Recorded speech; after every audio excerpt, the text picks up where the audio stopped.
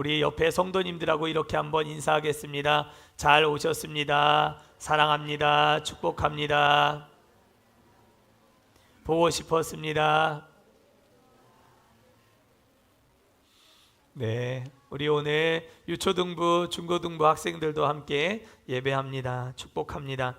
오늘도 우리 성경 속 예배자 시리즈 설교 6번째 시간, 예배를 예배되게 출애굽 2세대의 예배에 대해서 함께 우리 말씀을 상고해 보도록 하겠습니다. 지난 한 주간 경상도 일대에 퍼진 산불의 거센 확산으로 말미암아 하루하루가 우리의 마음을 졸이게 하고 우리의 마음을 어렵게 하는 그런 시간들이었는데, 또 이어진 미얀마의 거대한 지진으로 또 많은 사람들이 목숨을 잃었다는 소식을 지켜보고 듣게 되며, 우리의 삶에 역시나 의지할 것은 우리 예수님밖에 없다, 거룩한 성 되시는 우리 주님밖에 없다는 생각을 하게 되었습니다. 영원한 피난처시요 환난 날에 부를 영원한 이름은 오직 우리 주 예수 그리스도밖에 없는 줄 믿습니다. 근본 산불 진화를 위해 수고하고 애쓴 분들이 참 많이 계시는데, 하나님께서 크게 위로하시고 우리 성도님 중에도 오늘 그 일 때문에 대기차 주일 예배를 이 자리에서 드리지 못하는 분도 계시는데요, 힘주시기를 바라고, 더불어 가족을 잃거나 또 우리 성도님들 중에 아시는 분들이 혹시 계셔서 재산을 잃어 망연자실하고 계시는 분들이 혹 계시다면 하나님께서 재기할 능력도 부어주시기를 간절히 빌고 원합니다. 이렇게 국가적인 재난 앞에서 우리는 더욱 하나님께 소망을 두는 것의 중요함, 우리의 의지할 대상이 되시는 하나님께 소망을 두는 것에 대한 가치의 소중함, 이러한 것들을 더 절절히 느끼게 되는 것 같습니다. 당연한 것은 하나도 없습니다. 2020년 2월 벌써 5년이 훌쩍 지나가 버렸습니다. 코로나 바이러스가 한국에 퍼지기 시작했던 시기입니다. 당시에도 수없이 많은 의료진들이 방역 체계를 구축하고 바이러스의 확산을 막기 위해 이 모양 저 모양 필사의 노력을 다하며 온 국민이 꼼짝달싹하지 못하는 가운데 움츠러들 수밖에 없었던 그런 정말 초유의 그런 시기를 우리가 맞이한 적이 있었습니다. 당시 교회 안에서 집단적인 확산을 받게 되는 부분들 때문에 유독 강하게 이슈화하고 뉴스화하는 그런 매스컴 때문에 야속하기 짝이 없었던 그런 감정들, 또 사회적 거리두기와 집단 활동을 제재하여 많은 한국의 교회들에서는 정부의 방역 지침을 준수하며 그 큰 예배당 안에 10명 또 많게는 50명 이렇게 허락해주는 수준 안에서 모여서 예배를 드릴 수밖에 없었던 실정이 되고 말았습니다. 바이러스에 취약했던 고령의 혹은 기저질환자의 성도들이 모여서 예배를 드림으로 혹여나 바이러스에 감염되면 일파만파 퍼져나가는 그런 교회를 유독 고립시키는 뜬 소문들 때문에 교회는 더욱 힘들고 어려운 시간을 보낼 수밖에 없었습니다. 버스도 정상적으로 운행되고 있었고, 영화관도 큰 제재 없이 운영이 되고 있었고, 지하철도 언제나 정상적으로 운영되듯이 그대로 운영이 되고 있었고, 아이들 다니는 학교도 물론 이후에 제재가 있긴 하였지만 교회보다 덜 하였고, 교회만큼 유독 강하게 규제를 하고 이슈화했던 때가 정말 엊그제 같은 일입니다. 저도 한 700명, 800명 모여서 예배드릴 수 있는 공간에 10명, 정말 온라인 예배를 송출해 나갈 수 있는 최소한의 인원들만 여기 앉아서 이렇게 예배를 드렸던 것이 정말 엊그제 같고, 예배를 공간 안에서 드리지 못한다 하니까 어떤 성도들은 저 예배당 정문 앞에 무릎 꿇고 앉아서 온라인 예배를 지켜보며 예배를 드리고 있는 성도들도 그 당시 상당히 많이 있었습니다.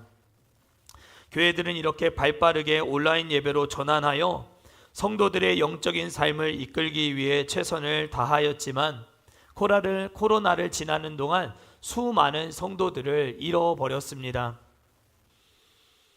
모이기 위해 힘써왔던 교회 공동체의 힘을 빼버리는 정부의 강한 규제와 지침들은 성도들의 현장에서 예배를 드리는 삶의 구심점을 빼앗게 만들었습니다. 그 와중에 총신대학교 김지찬 교수가 쓴 성경과 팬데믹이라고 하는 책을 제가 코로나를 지나면서 읽었던 적이 있는데요. 거기에 보면 김지찬 교수는 이런 글을 남겨두었습니다. 어떤 분들은 대면 예배는 구약 예배에서만 필수이지 신약 예배는 다르다고 하는 분들도 있습니다.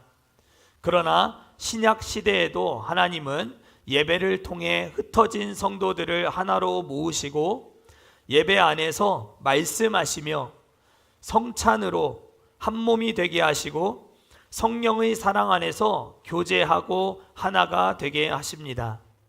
성도들이 주일에 예배하기 위해 회집하는 행동이 없으면 그것은 교회라고 하기 어렵습니다. 교회의 본질은 모이는 장소에 있지 않습니다. 만일 교회의 본질이 장소에 있다면 굳이 대면 예배를 고집할 필요가 없습니다. 그러나 교회의 본질은 모이는 행위에 있습니다. 모이는 행위가 교회의 본질이라면 대면 예배는 필수입니다. 저 역시 우리의 주일 예배, 우리의 이 드려지는 모든 예배가 진정한 예배, 참된 예배가 되게 하는 것 역시 모이는 행위 자체에 있다고 믿고 있는 목사입니다. 코로나를 지나면서 많은 이들이 온라인 예배를 옹호하며 내가 있는 자리가 예배고 내가 있는 곳이 교회다 라고 하는 반쪽짜리 진리를 굳게 신봉하게 되었습니다. 성도가 교회가 아닌 것은 아닙니다. 성도 역시 교회입니다. 그러나 그냥 성도가 교회인 것은 아닙니다. 성도가 다 교회인 것은 아닌 것이죠. 그러면 어떤 성도가 교회인가? 모이기 위해 힘쓰는 성도가 교회다라고 하는 사실을 우리는 잊지 말아야 합니다. 교회를 뜻하는 헬라어 역시 에클레시아라고 되어 있습니다. 밖으로 꺼냄을 받은 사람들의 모임, 밖으로 거룩하게 구별하여 성별한 사람들의 모임. 그래서 단수로 쓰여지지 않고 에클레시아는 항상 복수입니다. 혼자서 존재하는 성도의 교회됨을 가리키는 단어가 아니라 언제나 나 아닌 다른 어떤 누군가와 함께 모이기를 힘쓰는 행위 자체가 전제되어 있는 성도를 가리켜서 에클레시아 이렇게 말하는 것입니다. 혼자 홀로 떨어져서 신앙생활 하는 것은 교회라고 말하기가 어렵다는 것입니다. 성도가 모이기를 힘쓰는, 혼자서 있지만 내가 어디든 가야 되겠다, 내가 어디든 들어가서 열심을 내서 공동체 안에 속해야 되겠다, 이쪽을 가면 내가 함께 할 수 있을까, 저쪽을 가면 내가 예배할 수 있을까, 이렇게 열심을 내어 모이기를 힘쓰는 행위 자체가 전제되어 있는 성도가 교회다. 혼자 있더라도 그것을 성경이 말해주고 있다는 것입니다. 모여서 예배하는 것이 진정한 예배요 참된 예배의 시발점입니다.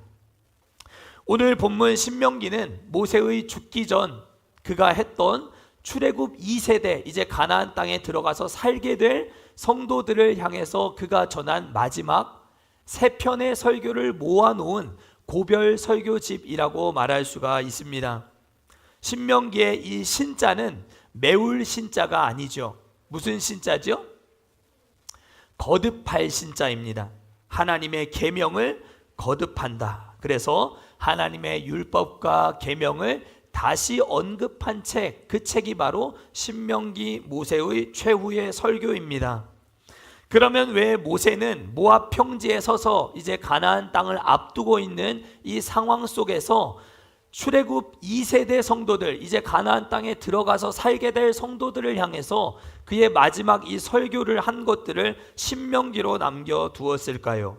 우리는 지난 주일에 모세의 어떤 삶이 그의 삶의 최선이었고 진심이었는가 하는 것들을 생각해 보았습니다.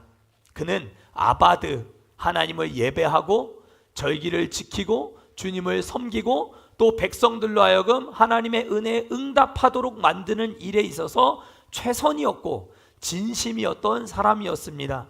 그런데 그런 그가 예배를 똑바로 가르치기 위해 마지막 순간까지 하나님을 제대로 섬기는 법을 가르치기 위해 오늘 이 신명기를 남겨두었다라고 하는 것을 우리는 알게 되는 것입니다. 그 중에서도 오늘 본문 신명기 12장은 예배 속에 가장 중요한 요소라고 말할 수 있는 예배를 그러면 어디서 드려야 하는가?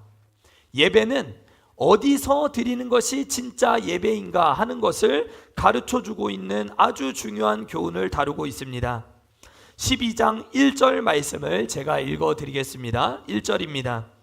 내 조상의 하나님 여호와께서 내게 주셔서 차지하게 하신 땅에서 너희가 평생에 지켜 행할 규례와 법도는 이러하니라. 이런 말입니다. 얘들아, 너희가 하나님 주시는, 하나님 약속하신 아름답고 광대한 땅이 있지 않니? 거기에 이제 너희들이 다 들어가게 되면 너희가 그곳에서 영원토록 영원히 지켜야 할 법도와 규례라는 것이 있단다 라고 하면서 예배와 관련되어 있는 가장 중요한 교훈을 5절에서 이렇게 이어서 이야기를 하고 있는 것입니다. 5절 말씀 우리 함께 읽어보도록 하겠습니다. 시작. 오직 너희의 하나님 여호와께서 자기의 이름을 두시려고 너희 모든 지파 중에서 택하신 곳인 그 계실 곳으로 찾아 나아가서. 아멘. 여기까지 우리가 읽겠습니다. 하나님이 자기의 이름을 두시려고 택하신 곳이 있다. 그리고 너희는 그곳으로 언제든지 나아가야 한다라고 가르쳐 주고 있습니다. 그곳이 어디일까요? 그곳은 바로 하나님의 법궤, 하나님의 임재가 있는 성막을 중심으로 세워진 어떤 하나님이 택하신 지역입니다. 그곳이 실로였을 때도 있었던 것이죠. 하나님의 법궤를 중심으로 세워둔 이 성막이 있는 그곳으로 너희는 나아가라. 그곳에서 예배하라. 구약시대에는 성소, 성막, 회막이라고도 불렸고 신약시대에서는 성전, 회당, 교회라고 불려지는 이 하나님이 자기 이름을 두시려고 택하신 그곳으로 너희는 나아가라. 하나님의 말씀이 들려오는 곳, 하나님의 임재가 서려 있는 곳, 하나님이 자기 이름을 두시겠다고 말씀하신 제한된 어떤 공간이 있고 너희는 그곳으로 언제든지 달려 나아가야 한다. 그것을 말씀하고 있는 것입니다.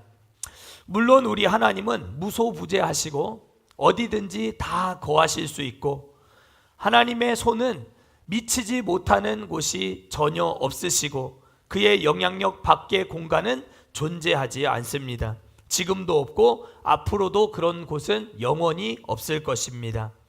오순절날 성령이 임하시면서 성령께서 각 사람의 마음에 성령께서 내주하심으로 우리의 몸도 주께서 거하시는 거룩한 성전이 되었습니다. 그럼에도 불구하고 구약 시대에는 하나님이 자기 이름을 두시겠다고 하신 성소, 성막, 회막을 중심으로, 신약 시대에는 성전, 회당, 교회를 중심으로 하나님이 정해놓으신 제한된 어떤 장소로 나와 예배하는 것, 이것의 중요함, 모이기를 힘쓰는 자들의 예배, 이것을 하나님이 기뻐하셨다라고 하는 것을 알게 되는 것입니다. 이것이 나머지 반쪽짜리 진리입니다. 모세의 설교를 좀 더 들어보도록 하겠습니다. 우리 6절과 7절 말씀도 우리 함께 읽어보도록 하겠습니다. 6절 7절 시작. 너희의 번제와 너희의 제물과 너희의 11조와 너희 손의 거제와 너희의 서원제와 낙헌 예물과 너희 소와 양의 처음 난 것들을 너희는 그리로 가져다가 드리고 거기 곧 너희의 하나님 여호와 앞에서 먹고 너희의 하나님 여호와께서 너희의 손으로 수고한 일에 복 주심으로 말미암아 너희와 너희의 가족이 즐거워할지니라. 아멘. 이 말씀이 지금 하나님이 출애굽 2세대 백성들에게 무엇을 요청하고 계시는 것입니까? 무엇을 하라고 말씀하시는 것입니까? 하나님 앞에 나와 예배하라고 말씀하고 있는 것입니다. 거기로 가서 그리로 가져다가 여호와 앞에서 예배하라 하는 것이죠.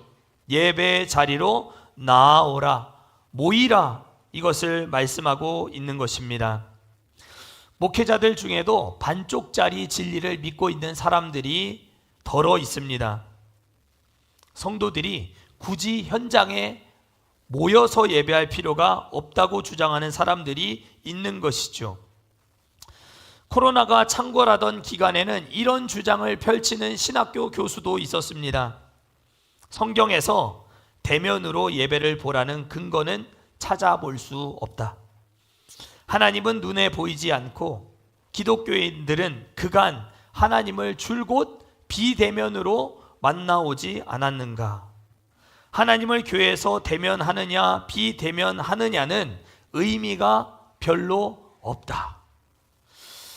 감염과 바이러스의 확산을 막기 위한 방역적 차원에서 비대면 예배를 드리는 것은 현명한 판단이다, 상식적인 논의이다 라고 하는 것을, 어차피 모여서 예배 드려봤자 이러나 저러나 결국 하나님을 만나지 못하는 것 아니냐, 하나님을 결국 이러나 저러나 대면하지 못하는 것 아니냐, 그러니 비대면 예배나 대면 예배나 무슨 차이가 있겠느냐라고 고집하는 허황된, 정말 말도 안 되는 비성경적인 주장을 하는 사람들도 보았습니다.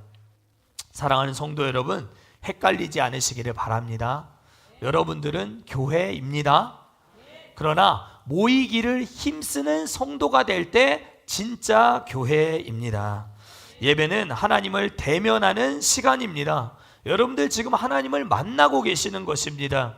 하나님은 이 공간 안에 좌정하시고 여러분들에게 말씀을 통해 말씀하고 계십니다.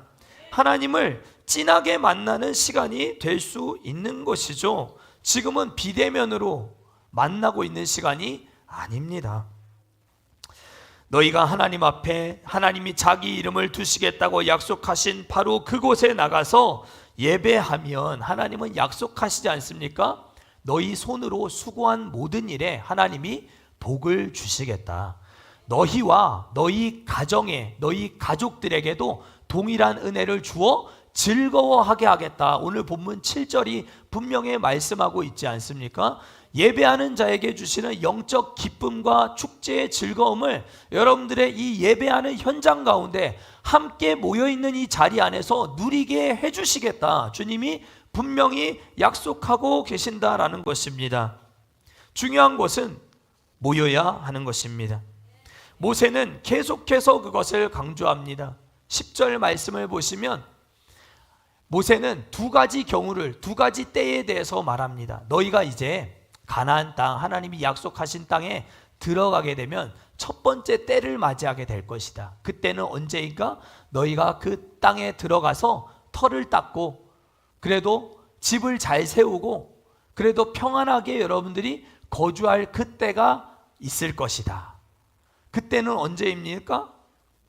무엇을 하든지 평안하고 터를 잡고 전세이든지 자가이든지 혹은 번듯한 집도 가지고 있고 적당하게 벌어서 먹고 살만해질 바로 그때를 가리키는 것입니다. 첫 번째 때는 평안하게 거주하게 될 그때가 너희에게 있을 것이다.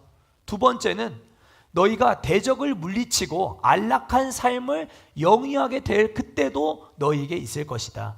당장에는 너희가 전쟁을 치러야 할 것이고 대적들과 함께 싸워야 되는 순간들이 있겠지만 너희의 삶 가운데는 평안하게 거주할 때도 있을 것이고 대적들을 물리치고 안락한 삶을 영위하게 될 때도 있을 것이다. 이 두 때가 너희에게 나타날 것이다. 모세는 출애굽 2세대를 보며 이렇게 예언하고 있는 것입니다. 이것이 목회자의 마음입니다. 성도를 향한 목회자의 마음이에요. 어디를 가든지 무엇을 하든지 주 안에서 평안하고 잘 되기를 바라는 마음이 목사의 마음입니다. 사업을 해도 흥왕하기를 원하고, 여러분들 손으로 손 닿는 일들, 기도하며 준비하며 추진하는 모든 기획하는 일들, 여러분들이 직장 안에서 프로젝트를 감당하는 일들, 칭찬받고 인정받고 승진하고 하나님 안에서 잘 되기를 바라는 것이 목사의 마음입니다. 여러분들과 여러분들의 자녀들, 여러분들의 가정이 주님이 주시는 즐거움과 기쁨이 회복되고 그 은혜가 충만하기를 원하는 것이 제 마음입니다. 그래서 저는 새벽마다 여러분들의 이름을 불러가며 기도할 때마다 여러분들의 가정과 직장과 사업장, 삶의 터전을 위해서 꼭 기도를 합니다.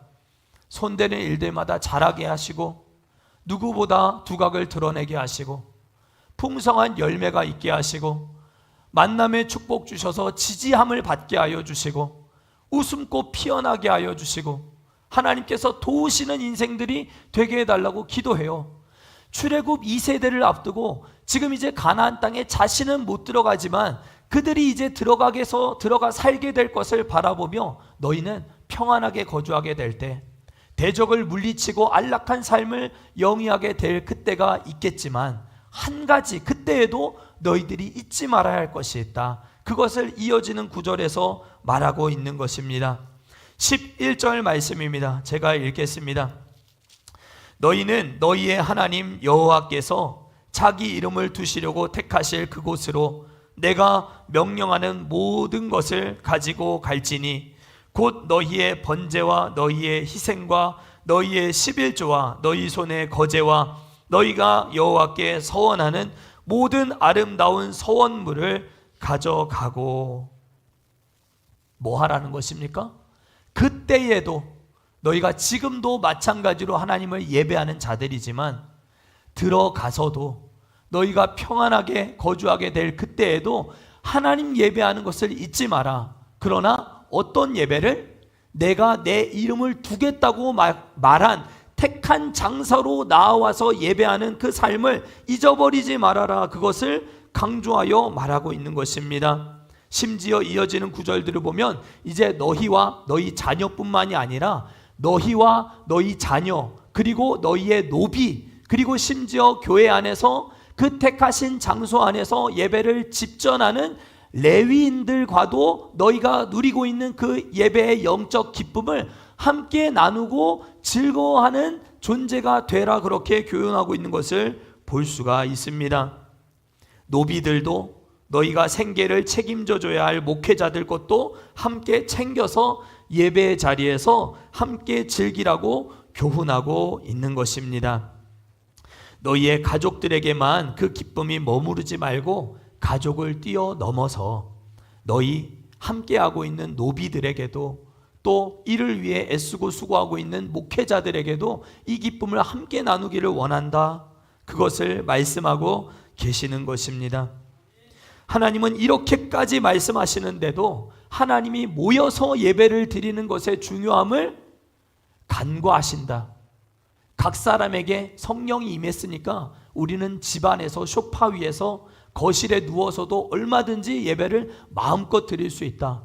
우리가 원하는 사람들끼리 모여서 그냥 우리 편한 식으로 우리가 원하는 대로 그냥 마음껏 예배 드릴 수 있다. 그것이 가능하다고 말씀하고 계시는 겁니까? 그게 아니라는 거예요. 하나님은 내 이름을 두겠다 약속하신, 택하신 제한된 공간을 두시고 그 공간 안에 모여서 예배하는 것이 진짜 교회다, 이렇게 말씀하고 확실하게 못 박아서 얘기하고 있는 것입니다.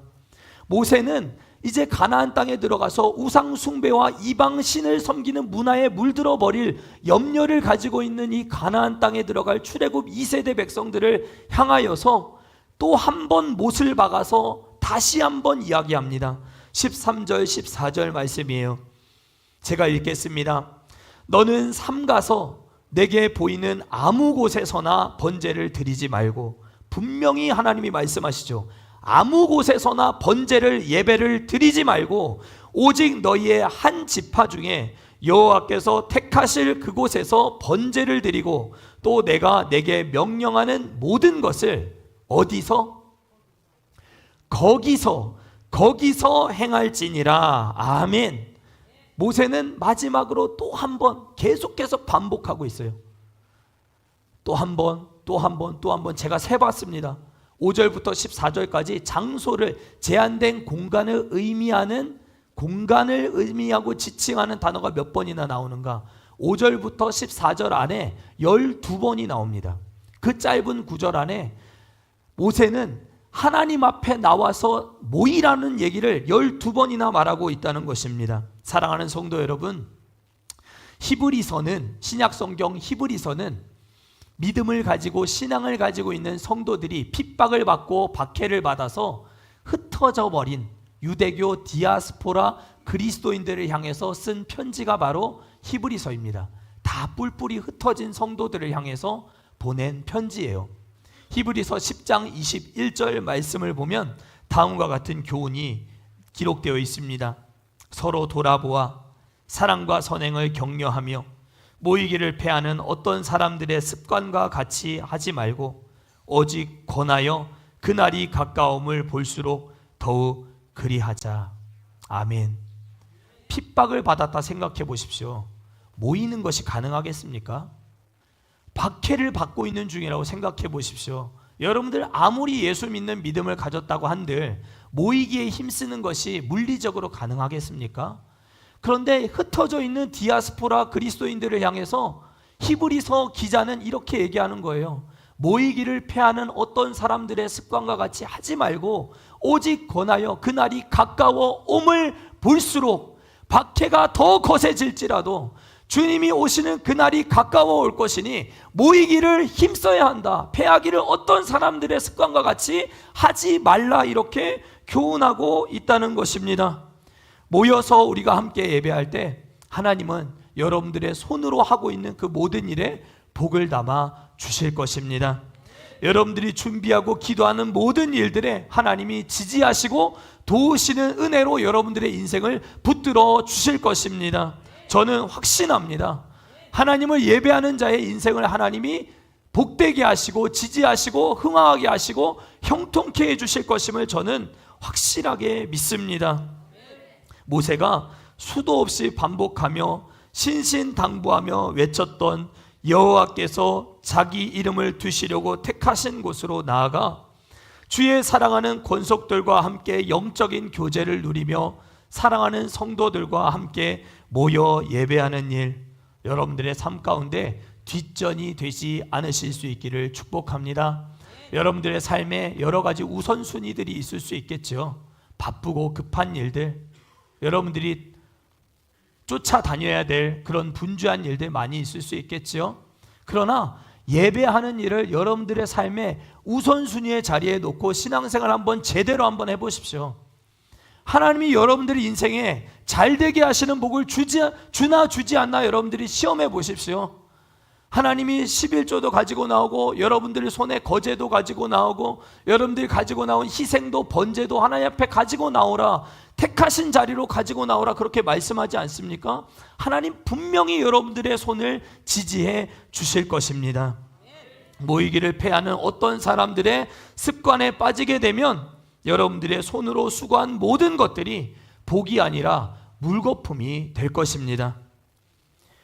저는 산불로 고통당하신 분들의 고통이 하나님을 제대로 예배하지 않았기 때문에 잿더미 위에 앉게 되었다는 1차원적인 말을 여러분들에게 전혀 하고 싶은 생각이 없습니다.